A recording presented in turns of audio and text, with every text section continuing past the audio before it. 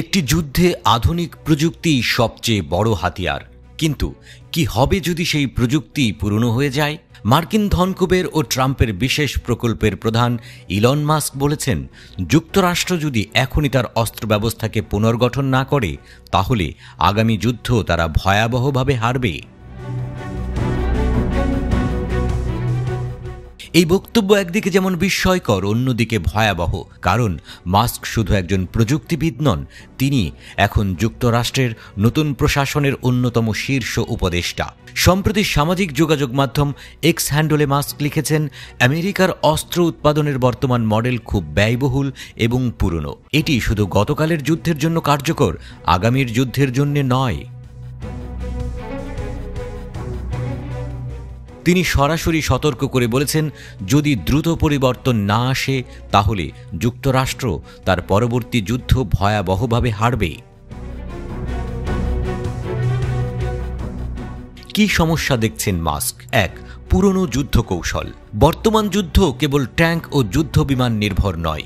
Ukraine Russia সংঘাতই তার বড় উদাহরণ, যেখানে ড্রোন ও এআই ভিত্তিক অস্ত্র যুদ্ধের গতিপথ বদলে দিয়েছে। মাস্ক বলেছেন, যুক্তরাষ্ট্রের প্রতিরক্ষা ব্যবস্থায় এখনও প্রচুর অর্থ ব্যয় হয় F-35 যুদ্ধবিমান ও অন্যান্য ভারী অস্ত্র তৈরিতে, যা হয়তো ভবিষ্যৎ যুদ্ধে তেমন কার্যকর হবে না।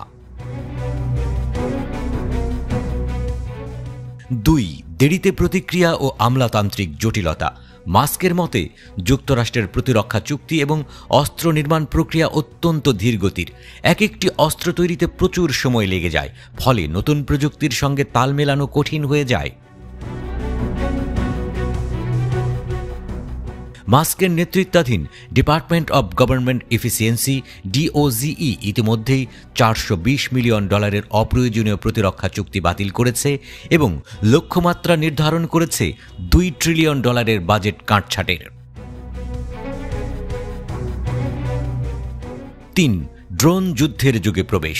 মাস্ক মনে করেন, ভবিষ্যৎ যুদ্ধ হবে ড্রোন ও এআই ভিত্তিক। তিনি বলেন, বর্তমান যুদ্ধগুলোই ড্রোনের উপর নির্ভর করছে।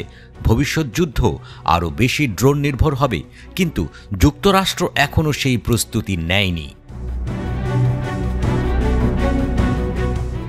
এমনকি তিনি বলেছেন, বর্তমান পদ্ধতিতে যুক্তরাষ্ট্রের সামরিক সক্ষমতা চীন ও রাশিয়ার তুলনায় পিছিয়ে পড়তে পারে। এখন প্রশ্ন হচ্ছে, যুক্তরাষ্ট্র কি সত্যিই মাস্কের আশঙ্কার মতো ভয়াবহ পরাজয়ের দিকে এগুচ্ছে?